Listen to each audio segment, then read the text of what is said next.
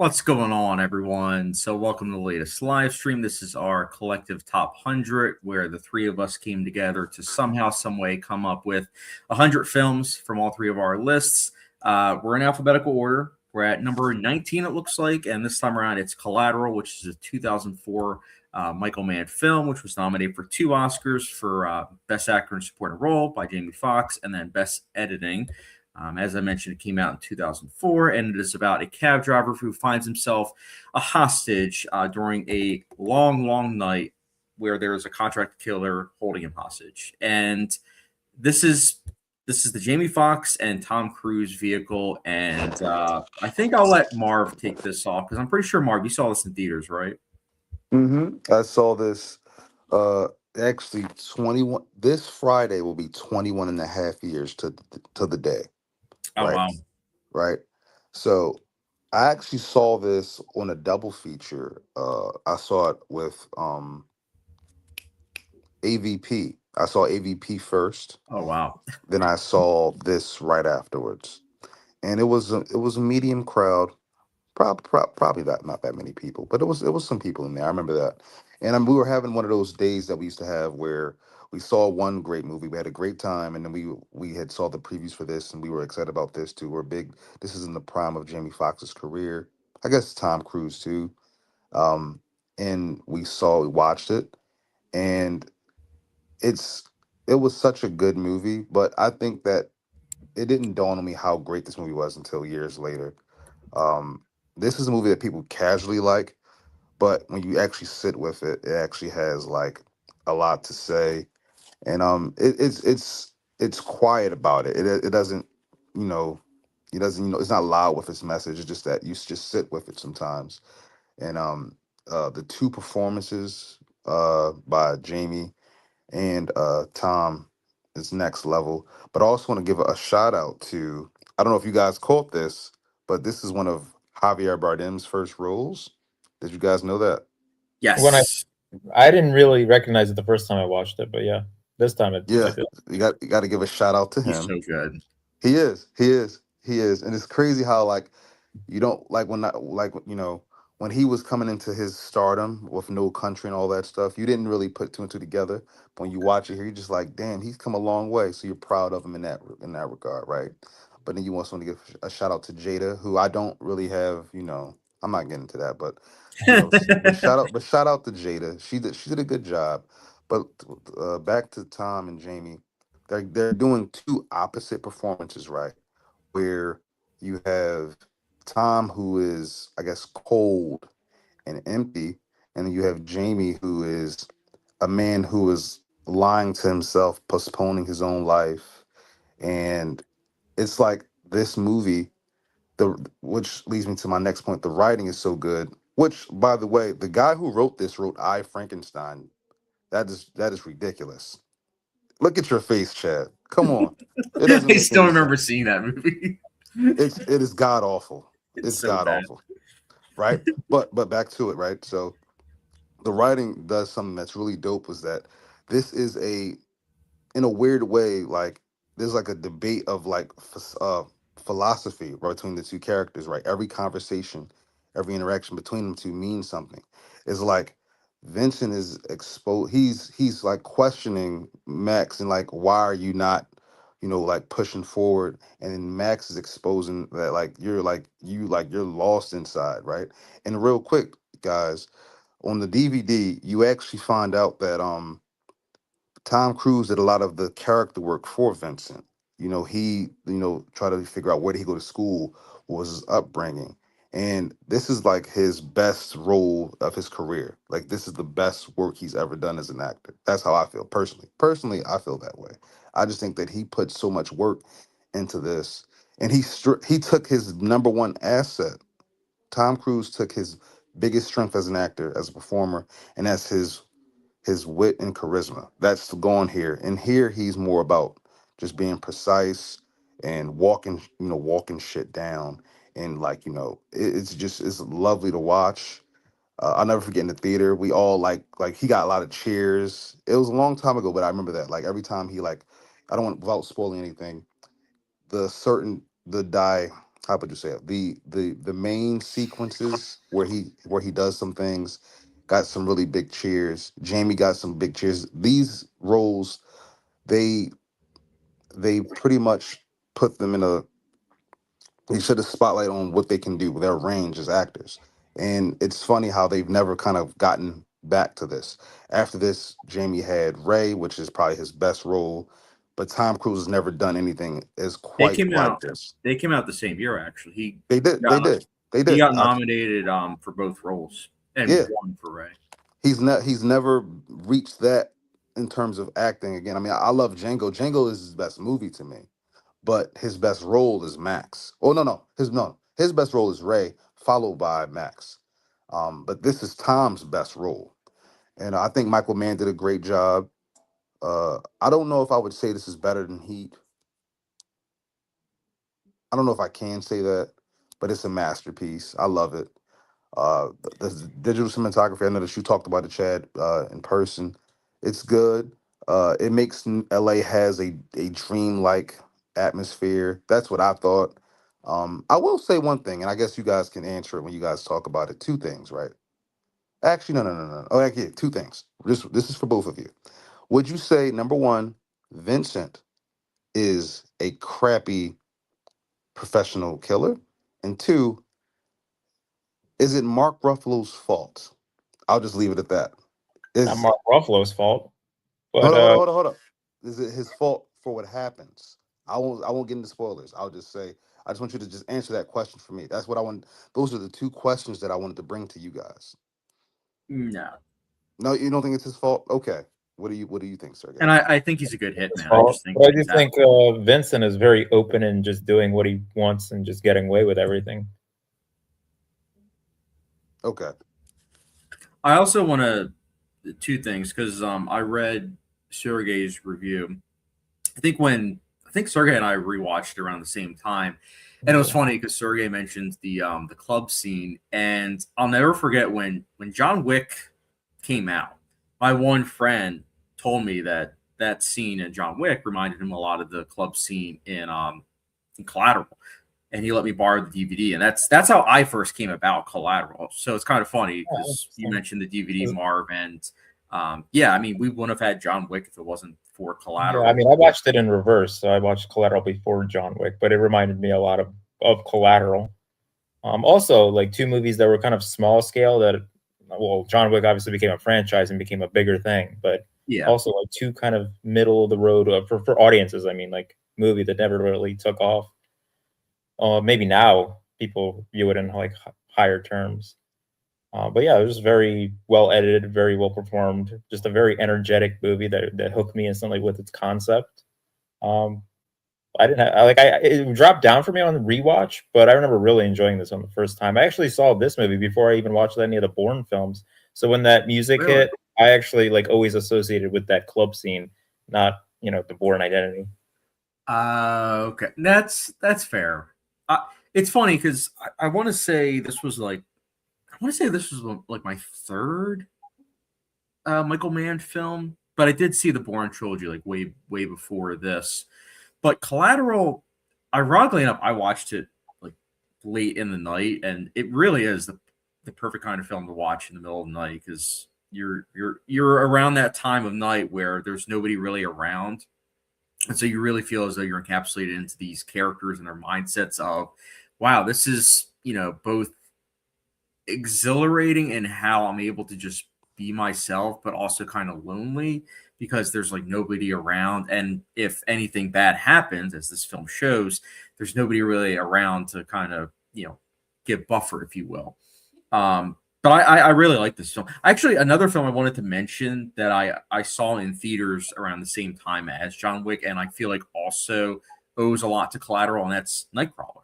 I mean, Nightcrawler is also similar, where it takes place in the wee hours of the morning when nobody's really awake, and it's very desolate, and you're also following a bunch of characters that are involved in like a chase. Now, of course, in my opinion, that film is more meaty, but when I watched Nightcrawler, which I want to say was after Collateral, I couldn't help but think about Collateral. So this is definitely an influential film. And to Sergey's point, I did want to say it would be fun if Collateral came out today, because I feel like Collateral would have been a medium-sized hit, and then there would have been a Collateral 2, a Collateral 3, a Collateral TV show, and then it would have been like, Yeah, you would have doing? lost its effect.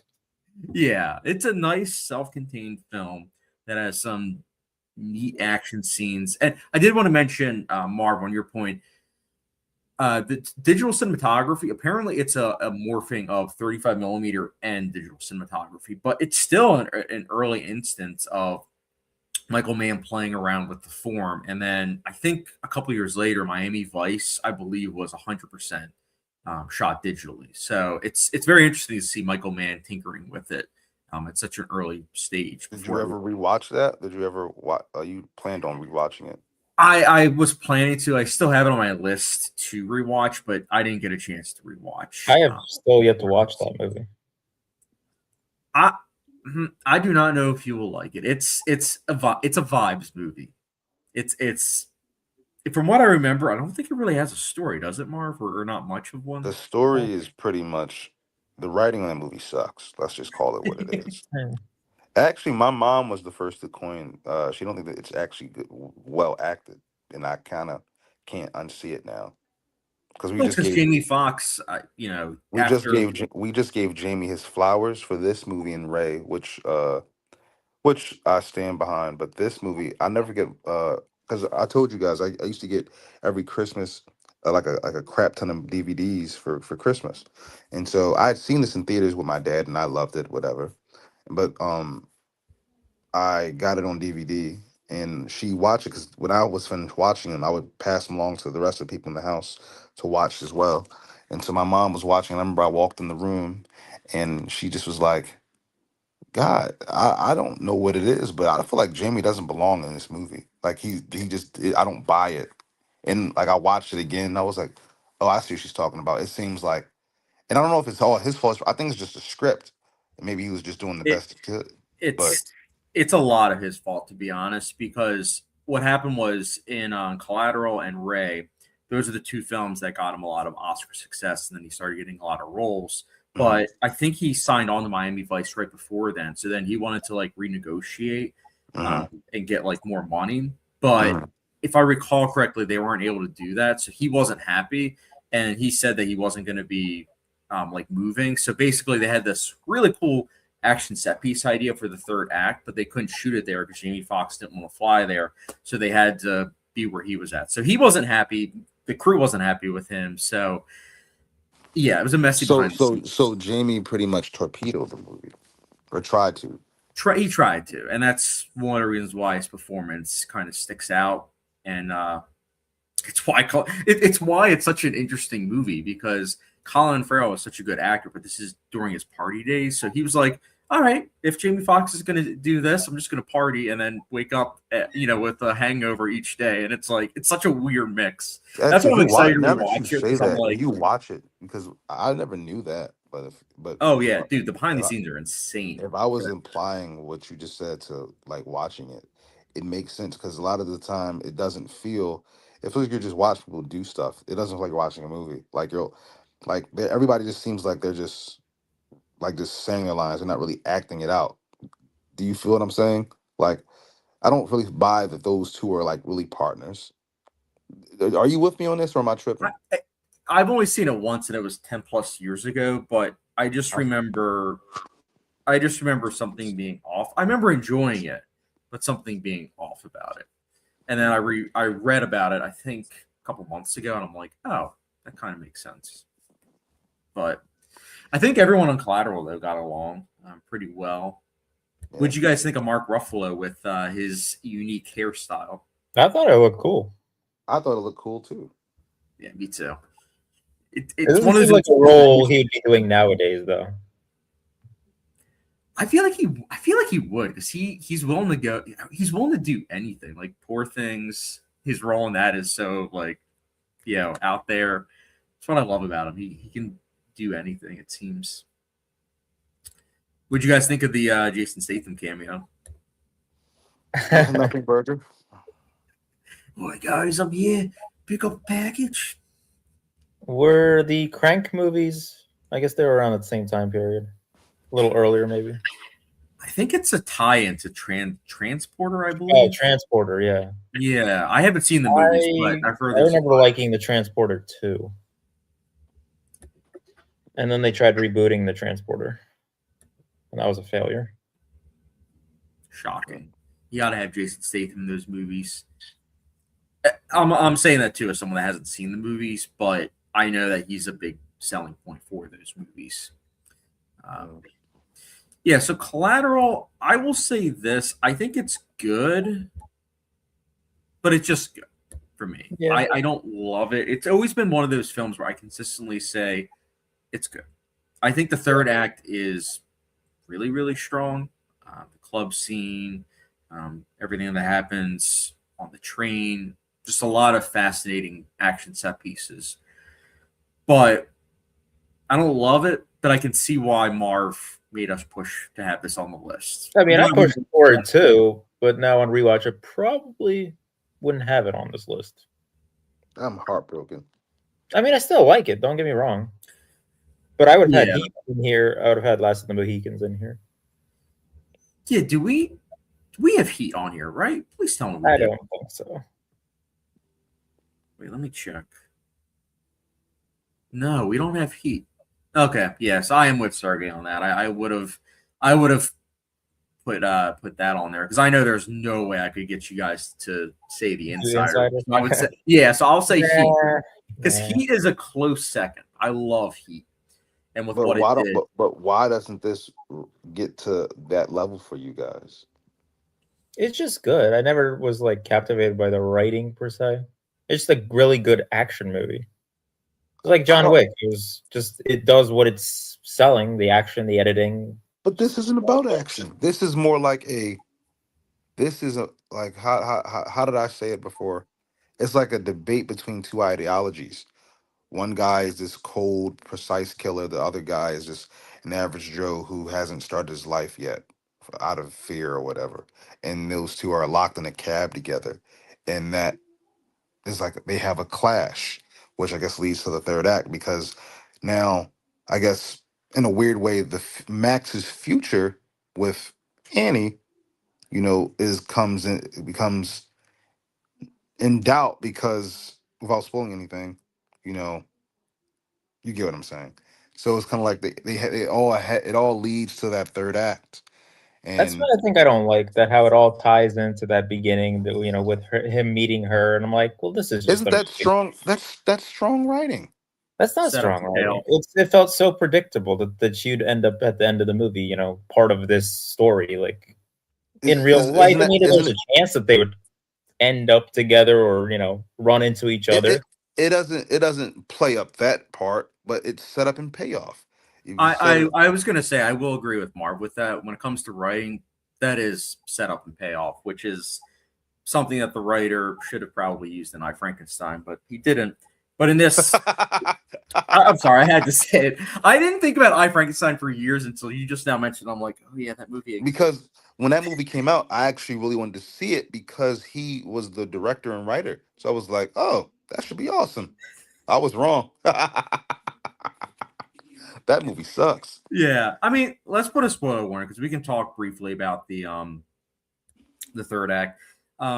Yeah, I mean, her being there in the beginning, I think one of the things that they touch on is how there are so many people that come into your car and how you never exactly know who it's going to be. So her being there, and then at the same time, Tom Cruise's character also using that same cat. Like, I don't know. I don't think it's too bad of the ordinary, especially considering that it's supposed to be Jamie Foxx's character as like a vessel of we're seeing all these different characters' lives that he otherwise wasn't aware about, but he was becoming aware about. And it's like a lens into the criminal underworld, if you will, and like the good versus bad, and how there are a lot of people that could potentially get killed and do get killed because of this case. And decades later, we would see that kind of happen with just saying with a lot of stuff with like Epstein.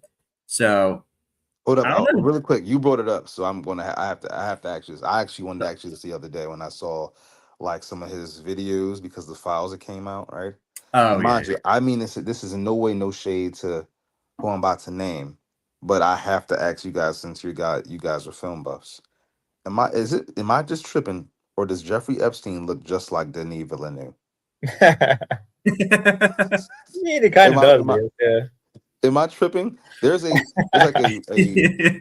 a snapshot of him, right? And it's like the main one, and you look at it and you look at Denis Villeneuve. I'm like, is that his twin brother? Epstein really Oh. made Dune. Gosh. That was the Yeah. I island. don't. I didn't mean it as shade to Denis. I did not. I can't help. But when, like I'm telling you, if you were next to me and I could pull up like a side by side, you might literally like not look at him the same after that. No. I can see it. I think you mentioned it to me before, and I was like, yeah, I can see that. Dude, It's the only difference is Denis has darker hair. That's it. and it will get gray pretty soon, even more. So it will be even closer to to that. That Which he has to, he has to shave his hair or something, man. I can't be looking like that, dude. They're about to fry him and he's dead. yeah. No, but I mean that's the thing that I do have to give credit for Collateral is that similar to Citizen Kane, it's tackling power, corruption, but with the thriller packaging. Because I will say, even though this is technically an action film, I would argue it's really not until the second half of the movie, and No, I would agree. I would agree with that because and even then it's spread out evenly. I would say. and I feel like that the action is just there to complement the deeper stuff that's going on. Like it's all it's I don't want to call it a character study, but could you call I it that? would. Yeah, why not? It's you could about probably someone that is trying to, come out of his shell and trying to become like a doer, if you will. But at the same time, even if he doesn't go out and do everything that he wants to do, I look at it this way. He will forever be telling himself, wow, I'm so lucky because I'm alive and I don't have a killer in the back of my car. But at the same time, I don't think he'll ever want to do that profession again because of that. Marv is saying that today too. what? Yep. You're lucky to be alive. Oh no, no, you don't understand, fellas. You don't understand. Like I had got a phone call from my mom, probably like 3 hours before that, and she's saying, "Didn't you say you were going to stop going there?" I was like, "Yes, mom, I said that, right?" Then, uh, just quick side note: this girl comes in. They come to the cross from us, and Sudine had left.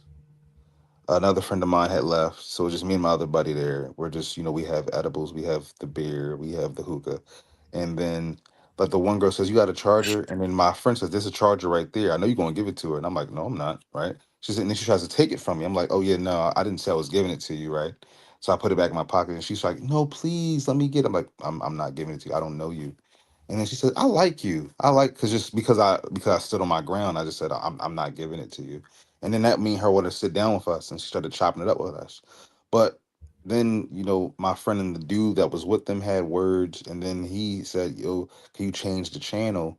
My friend said, "All right, after this." And then the bull was like, "No, like just change it real quick. All right, give me the remote, and I ain't gonna change it." Then he changed it. So then my friend got mad, unplugged the TV, and that's when all hell broke loose. And he tried to get in my friend's face. I stood up. He says, "I'll slap you." I pushed him across the table, and then he reached for his pants. I'm like, "Oh." But then I realized if he had it, he would have just pulled it out already. But then I just try to remain calm to see if he actually had it. And then I don't think he did. Then he started calling people, and then the girls called people. Collateral too. I was just thinking that. Yeah, yeah. Mark, how do you Well, get yourself in these predicaments? well, I didn't unplug the TV. I didn't unplug the TV. I just I told the girl no, I'm not giving her my charger. I don't think you would do it either. I wouldn't be at a hookah lounge though. Nicolette would. No, she would not. She's She not would. 18.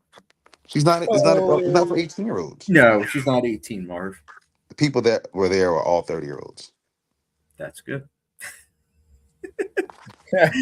I asked her, I was like, Marv says that you'd be. She's like, no, Chad. She's like, I was 18 once. Oh, Her well, words. well, at least I'm not dead. And that was very, very. If you keep going to hookah lounge, either the hookah or the people there will kill you. But that's not fair because that's assuming that everybody there is there to have a bad time. I've been to plenty of hookah lounges, and that the first time that happened. No, But but but that's that why I said the second part, the hookah. what what do you mean? The hookah doesn't do that to you. It Sure was it just does. it was just no, it doesn't. It was just the people that was there. Those set of people were I don't want to say obnoxious, but they were. It's a word I'm looking for. Yeah, They Marv, were. it has the same cancer-causing chemicals as cigars and cigarettes. I'm not saying it doesn't cause cancer. I'm saying that the people that it didn't make them act that way. That's all I'm saying. No, it's not. I wasn't saying that though. Yeah, Oh, lung, bladder, and oral cancer. Fun. I'm glad that they didn't kill me. Well, not then, but I'm glad he didn't have a gun on him because I was like, damn it, not like this. Well, I think those 3 cancers are long term, so you still got like 20 more years of huffing and puffing. Thanks, appreciate that. You'll be in the hospital. I'll be like, hey, Marv, you want a hookah? You'll be like, yeah. And I'll be like, no, we're stopping it now. No, yeah, you One could just more hit. stay away from my emergency room. Oh, you already know that if you're in an emergency room, I'll come in with like carrots, like lettuce, I will not tell you where I am at. No. like lemon water, like some grilled chicken. And you're like, is this hell? And I'm like, nope, you're in heaven, Marv. Chad, I'll be Oh, happily giving you my address for that. I And the hospital. accidentally switch things around. I accidentally give you like the soda and like the hookah. And you're just like, what is this? Oh, sorry. That was from Marv's room. Oh. All right, so we can take the spoil. Oh, by the way, we do have one comment. Can't Articulate is in the chat. He says, "What's up, Can't Articulate? Good to hear from you, man. Hope you've been well. Hope you've seen Collateral. If not, we have the spoiler warning. I know Marv sometimes spoils things, so we had to quickly put it up there in case he spoil anything. But it's all good. Is this still the only movie that Tom Cruise played a villain in? That's a good question. I feel like there was something else that I'm off the top of my head not remembering. I will say this is going to be a hot take, but I wouldn't say this is his like best performance. I do think it's up there per se, but I don't know. I know Sergey would feel differently, but I feel like Magnolia is probably my favorite performance of his. But The Last Samurai is like a close second. I was thinking Last Samurai. I need to such a rewatch Valkyrie. Oh, Valkyrie. Oh yeah, Valkyrie. Yeah. So those are the first 2 movies to come up for me. He should not have been cast in that though, because he doesn't have it. Honestly, I was thinking about that movie today when I was watching The Conqueror with John Wayne, where I'm like, why doesn't Tom Cruise have a German accent? And everyone else is trying to do one, and Tom Cruise is just like, talking normal. I'm like, wait a minute, but he's still good in it. Yeah. I like Tropic Thunder. like Tropic Thunder. He's technically a bad guy, right? He's a Harvey Weinstein stand. Yes, but everyone laughs with that character, so I don't know. I like that character, Les Grossman. Yeah. I just watched Tropic Thunder the other day. It's so funny. It's a great movie. Yeah, I think Sergey is right though. I think this is his only bad guy. Well, Edge of Tomorrow. I don't know. That could be another. Technically, yeah. Could you imagine watching Collateral, having not seen any trailers, anything, and Tom Cruise gets in the car and you're like, oh wow, this is gonna be like a buddy cop film. It's gonna be, or not a buddy cop film, but they're gonna be like buddies and everything. And then that scene happens. You guys know what I'm talking about. And it's like, oh, this is not your typical Tom Cruise film. Like I wish I was in 2004 for that. Just that reaction of mine. Watching his like costume and his hairstyle and everything, it just made me think of Leonard and Memento. Yeah, I can see that. Even like the hair. Yeah. Which I love that they did that to his hair because it's so distinct. I don't think he's ever had gray hair. No, he's been trying to hide that for years and years. But who knows? Maybe his new movie Digger, maybe he'll have gray hair. It should be interesting. But yeah, so I think Magnolia or Last Samurai are probably my two He really favorites. like plays himself mostly. It seemed like in a lot of the other movies. Jerry Maguire was not a big fan of, so can't say that. But what was it, American Made? I thought that was a good movie. I thought he was playing himself though, kind of in that. Oh, actually, sorry, I almost forgot. Okay, Eyes Wide Shut and Magnolia ironically came out the same year. I would say they're neck and neck. Because that film, I mean, it's definitely not your typical Tom Cruise performance. And with what Kubrick got out of him, it's really, really good. I still need to see that. On a normal day, I would say I don't think you would like it, but because of just how many similarities there are with Epstein and that film, I think you'll at the very least appreciate all the parallels, is what I'll say.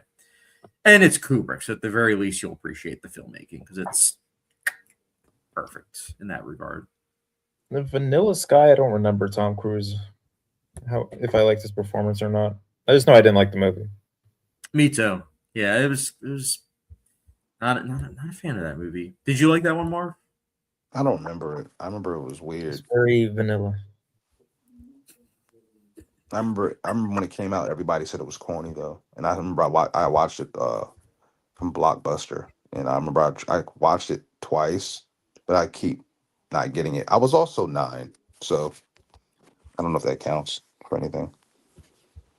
We're talking about Tom Cruise. I did want to talk about Jamie Foxx, but the last thing I wanted to mention about Tom Cruise is it's very fascinating how his trajectory after this film was pretty much the same as you would expect, like he did Mission Impossible films and other action films. But Jamie Foxx, I want to talk about him because I feel like his career after this film was kind of odd, to say the least. Yeah, Amazing Spider-Man too didn't help that. That came out 10 years later though. Yeah, that's true. Yeah, so he had, I'm sure Marv has seen this. He had Stealth the following year. Stealth. I have that on DVD too. I love that making of. I don't think the movie's that great, but the making of is awesome. Because they really believed in what they were making. It just didn't come together. I hate when that happens. I haven't seen that one yet. I always see you wouldn't like it, but like because it's not good. It's just that when you hear the ambition behind it, they were trying. They had the producers. They had I don't know who wrote it. I forget who wrote the thing, but I know you don't like Rob Cohen, and he doesn't really have enough on his resume to suggest that he, I guess, warrants more. I don't know. I don't know the word I'm looking for, but he doesn't warrant that warmth that you would give a filmmaker. So I don't think you'd like it. But when you watch the behind the scenes making of, it's apparent that they all really tried to do something. It just didn't come together. There was a swing and a miss. I applaud them for swinging for it. I will say eventually I will watch it because that's a movie. I've seen that DVD cover so many times going to the library, and I'm always like, yeah, I'll watch it someday. Maybe I'll rank off his films, and that will give me a reason to watch it. So Tom Cruise had Top Gun Maverick. Jamie had Stealth. And I guess how you think of those two lets you know how you feel about Stealth. That's what I'll say. It's the bootleg Top Gun Maverick. Oh gosh. Yes. With 2000 CGI as well. Oh, lovely. Yeah, no practicality at all.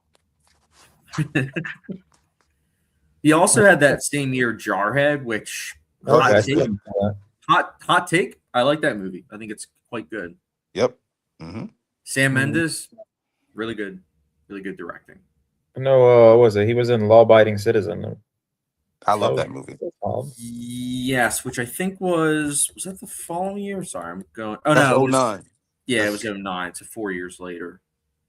Yeah, I was just going in order. In 2006, he had Miami Vice, The Kingdom, or no, my apologies, Dreamgirls, and which I don't like. I don't like Dreamgirls. I never have. I felt mixed about it. 2009, yeah, he had The Soloist and Law Abiding Citizen, which I know audiences love Law Abiding Citizen. Not a fan. It was shot in Philly. Who? It was shot in Philly. It was. That was a big deal back then. new Jamie Foxx, Gerard Butler film. Oh Yeah, wow, then we this can see Stealth movie is not giving me high hopes. The director did Fast and the Furious and the third Mummy movie. The third those Mummy aren't movie. even his worst movies. And You gotta look Triple at X. Triple X, yeah.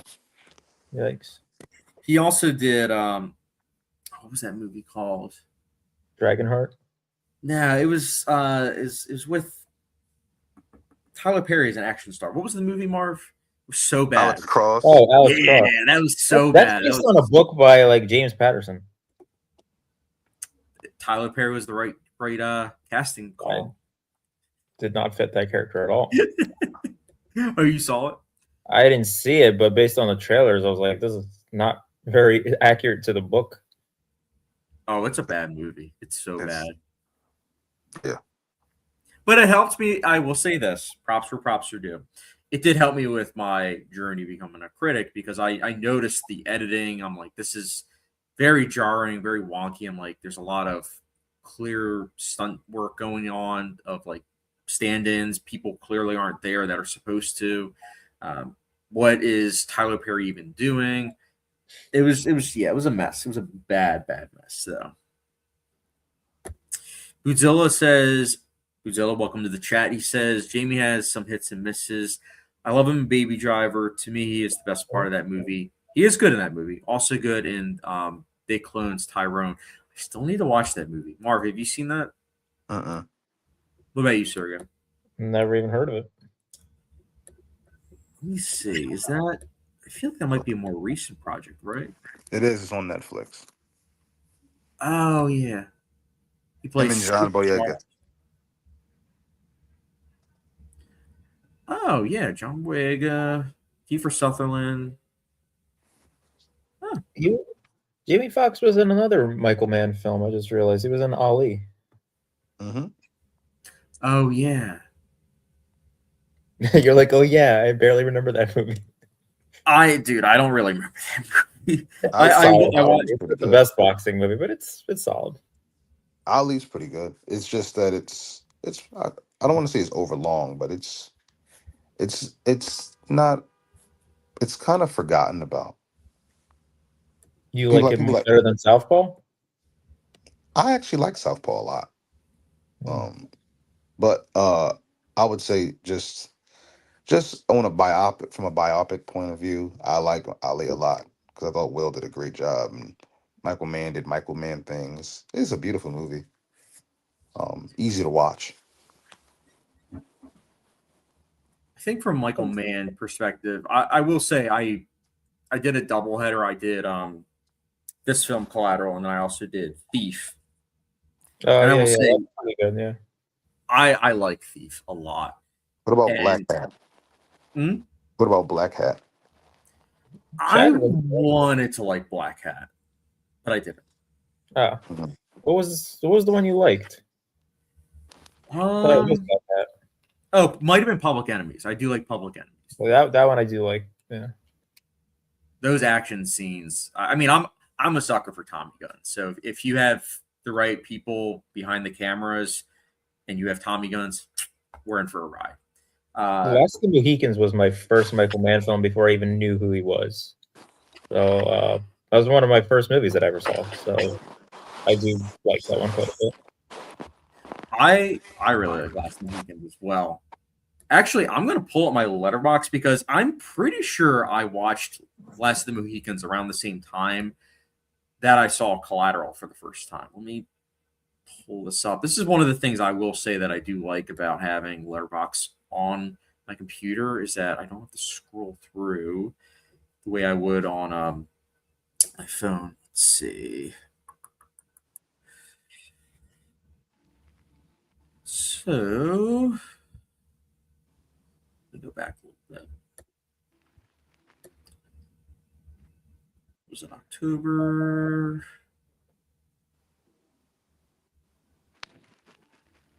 All right, so it's pulling up now.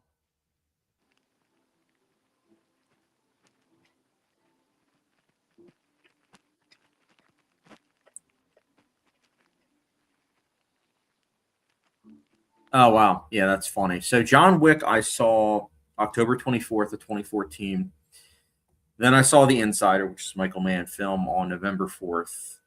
Collateral on November 6th. And then it looks like, let me just type in last weekends. I know it was around the same time. I want to say it was December.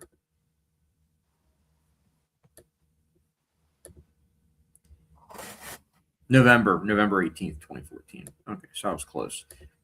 So yeah, I did a mini binge of his films, but I think it was around that time where I was saying to myself, okay, I like this director. I like what he has to offer. But at that point, if you had asked me, I would have said Heat, because Heat I had seen, I want to say February of 2014. I think that might have been my first, I want to say that was my first film of his that I watched. He goes up every time I watch it, so it's my favorite now. That's a great choice. One of the most influential, I'm going to say, not even just action films, but just films in general. I mean, there are so many directors that have paid homage to that film. Video games, TV shows. We'll see if Heat 2 ever comes out. Apparently, it's coming out, I think, in a year, if I read correctly. This all the Adam Driver and Leonardo DiCaprio are attached to that, which I think would be pretty good roles. I mean, pretty good choices. Marv, you've seen Heat, right? Mm-hmm. So why didn't Heat make our list? I personally love this movie better. Personally. Audiences, comment down below. Collateral versus Heat. I mean, two totally different. Heat is a better cat and mouse like chase. And it has, I mean, that street shootout sequence is an all-timer. So good. But yeah, earlier I mentioned Thief. I just wanted to say that one I think is very underrated. I think that one's really good. Yeah, that's the only one part of the Criterion collection. Yeah, I think you're right. I think that is the only one. Yeah. And it's a good one. It's got a great Tangerine Dream score. James Caan, very influential. I feel like without that film, we would have gotten something like Drive. It's a neon noir type film. So I really liked it. And I'll say this, I think I like it better than Collateral. And I couldn't help but think about that. Let me see. I like them both, though. For the record, I do like Collateral quite a bit. I have Collateral slightly higher than Thief, but that might change on a second watch of Thief. Thief got a lot better for me on the second viewing. Like, I think I gave it a 3.5 the first time, and then rewatch, I gave it I think it was a 4.25. So I can attest it does get better. I wish Allie was better. Jamie is good in that too. Mm-hmm. I'm with Boots. You guys may have talked about this, but was Ray the same year as Collateral? I believe he was nominated for Oscars for both movies. Yes. Yep, he was. For Ray, it was lead actor. For Collateral, it was supporting actor, which I feel like is I want to say it was the studio's way of making sure he doesn't compete with himself. Because that'd be hilarious if he won both. Yeah. Because I would argue he is the lead character in this film. So yeah, I feel like that was a technicality, so that way he could get an Oscar nomination. And I mean, I don't blame them. I would love to get an Oscar nomination too, but I feel like he's definitely a lead actor in this film. Yeah, I feel like he had more screen time than Tom Cruise, just ever so slightly. I agree. Bootzilla says Heat is a masterpiece. I like Collateral, but it's not touching Heat. Bootzilla said it. That's it. We're redoing the list. No, I'm kidding. It's final. There are no changes, but that doesn't mean we can't have some fun with certain picks that we watch and certain certain days of the week titled movies. I told you guys you can take them off. We're not taking it off. We already choose the list. It's final. Somebody will be very happy that they're on this list. That's why I have the list public, so you guys can check on occasion. It's not like, wait a minute, why did this get added or why did this get taken off? It's like, no, it's final. It is what it is. But I'm excited for. We have The Conjuring next, which is going to be a fun one to talk about, and then Dances with Wolves. Dances with Wolves. We'll have to talk about which cut we're going to talk about of Dances with I mean, Wolves. I'm watching the director's cut. That's always the one I go for. Marv, are you down to watch the director's cut? You can watch whichever cut. It don't matter. I feel like for that one, all three of us should watch the same cut, though. Because if we're talking about a certain scene and it's like, I don't remember that scene. It's like, oh, it's because it was in the director's cut. I'm down to watch the director's cut. I think it's a better cut. It just requires more patience. So it's like 4 hours. Oh God. Marv's like, oh no, you gotta get a gun. Oh, God. He's like, I'm gonna give it a 5 out of 5, just so I don't have to hear anything. Mm. Come on, I'm sure we have a long Marv movie. We have that. I don't know if you have. I think the longest one you passed already, Infinity War. Oh yeah, that's a long Marv movie. Yeah, actually, come to think about it, I think Dancing with Wolves is the longest. Oh wait, Godfather Part 2 is 3 hours and 20 minutes, but I think, yeah, Dancing with Wolves, though, if we were to go with the director's cut, it is 4 hours. It's a Best Picture winner. It is a Best Picture winner, which we will definitely discuss. And I'm very excited to see audience's reaction with that one, because you already know Goodfellas is going to get brought up, and there's going to be that whole debate, which is going to be fun to talk about. But yeah, I mean, I like Goodfellas, but I like Dance with Wolves a lot more. Did Goodfellas make our list? I don't think so. It should have. I don't think so. No, it didn't, which is actually hilarious. Goodfellas did not make the list. I'm surprised you, because you both would have chosen. I'm surprised you guys didn't outvote me. I think I ended up choosing Godfather. That's right, because you had rewatched Godfather. Oh, actually, that was perfect timing. Because if you hadn't rewatched Godfather, you would have. I probably wouldn't have been pushing for it now. Yeah, you would have chosen Goodfellas. But I still have to watch the second one, so that's on here, I guess, by default. I don't know. Yeah, well, I think I was trying to push for that because Is it Marv? I don't think he's seen Godfather Part 2. Godfather Part 2 has been on the list to show both of you, but I can't wait for him to say. I don't know what happens. I watched the first movie, and then like so much time passes by, and then I'm like, I need to watch the first one again to continue all these movies, and then I never get to the second one. So maybe this time I should get to the second film. I'll be honest, what I normally do, because that's happened to me before, Sergey, where I watched, I'll never forget, I watched the first Godfather May of 2013, and then I didn't watch the second one until February of 2014. And it was a similar story when I rewatched the first Godfather again. It's just because the first Godfather feels so complete, where it's like, yeah, the sequel needed. And then once you see the sequel, you're like, okay, yeah, it's needed. It enhances the first one somehow, and it also stands on its own, and it has aged incredibly well. So now what I normally do is I set aside a day where I'm like, okay, I'm going to watch Godfather 1 and 2 back to back. And it's very rewarding, I will say. Do we have Scarface on the list? I don't think we do, because I don't think Marv likes Scarface. Or no, he does. He does. He just misread it. No, we don't have Scarface. Yeah, that's a shame. We do have a wide range, though, I will say, of like genres on this list. But we do have a decent amount of crime films. Like we have let's see, crime films. We have The Departed. We have, of course, Drive. Godfather films. Inception is quite literally all about crime. Those are some of the ones, though. But yeah. So ratings, boys. Sergey, we'll start with you. What's your rating for Collateral? I think I had this originally at like 4 out of 5. It dropped to like a 3.75 out of 5. Okay, that's fair. Marv, what about you? 5 out of 5. 5 out of 5. All right. I think mine was. I could go back and forth between 4 and 4.25. Let me just check my Letterboxd real quick. I'm pretty sure it was. I thought it was 4.25 out of 5. Yeah, 4.25 out of 5. Oh, also, fun fact. I accidentally method viewed this film because it takes place on January 25th, and I watched it on January 25th. I thought you threw a body off the roof. That will be next January. No, I'm kidding. on Marv's hookah lounge. Oh gosh. Marv's gonna be like, "What was that?" I'm like, "Sorry, Marv. Took one of your 4,000 milligram edibles." Yeah, I was pretty done. I slept till like 2. You slept till 2 Yeah, I got home at I think 6:30 at night. in the morning. Dog.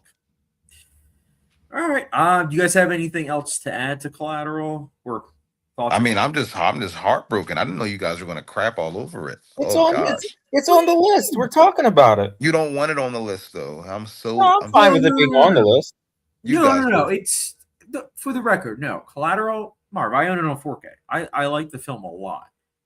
It It's sounds just like you guys watched it and was like, oh dang, I don't think I liked it as much as I thought I did. I still liked it, but it came down since like the high came down since when I first watched it. Okay. Because I already knew where it was going, so I was like, all right, this isn't as impressive as I remember watching it the first time. But I still liked it a lot. it's a consistently good film, Marv. I've given it the same rating the 3 or 4 times I've seen it. It's good. But when it's like Like, you, Jada it's does almost, irritate me a little bit, just knowing her life at this point. that doesn't bother me. But it's fine. I was like, all right, you're fine, whatever. Nah, I thought everyone was good in the film. Honestly, I thought they all played their part really well.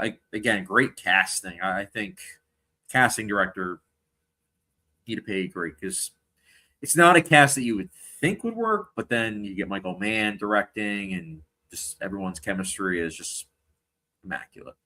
Great conversation. What's your favorite scene? I mean, mine was probably the dance club.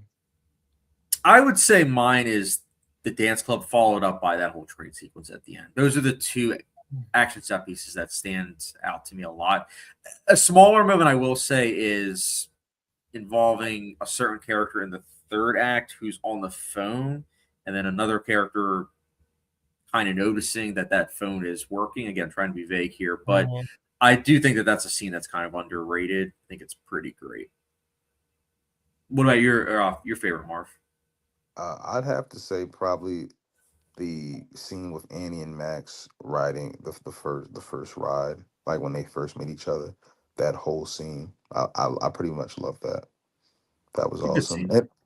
And I think also the scene where I guess the end of the second act, beginning of the third act, where Jamie and Max, their characters, they kind of like Jamie kind of like just says, "Yo, what's your issue?" And then Tom Cruise snaps back like, "No, I'm good. Like this is your issue though." And then Jamie has like a full crash out. He literally crashed out, pun intended.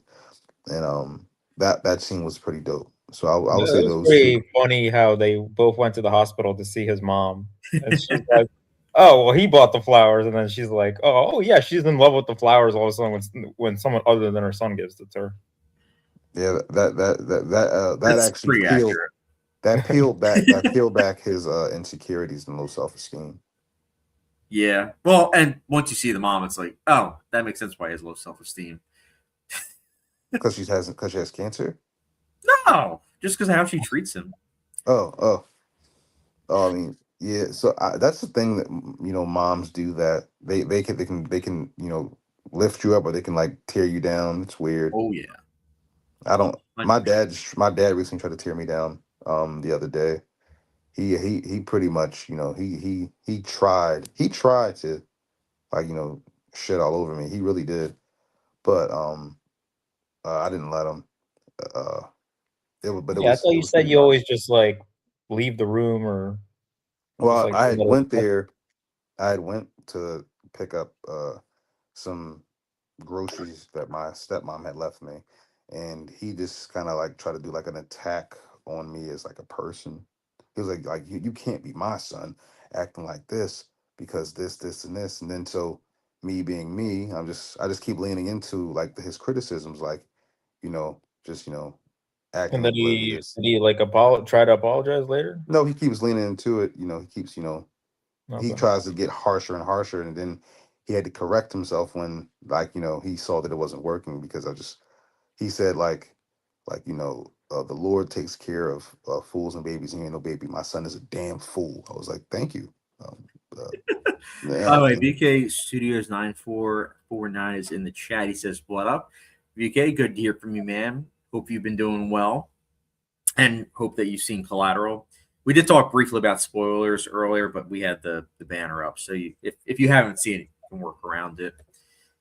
Bootzilla says, "Not my favorite, but the that scene with Jamie and Javier is really good and low key funny." Mm-hmm.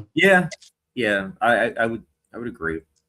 It's always unexpectedly charming coming back to that scene because every single time I'm like, oh yeah, Javier Bardem's in this, and this is before he was like really big. Cool. Mm-hmm. But all right, that wraps it up with Collateral. Next week, hopefully, we'll have The Conjuring will be up next. I am looking forward to discussing that, especially since it's been 13 years later. So we'll be talking about that, as well as if we saw it in theaters, cultural impact, a lot of fun stuff to talk about that.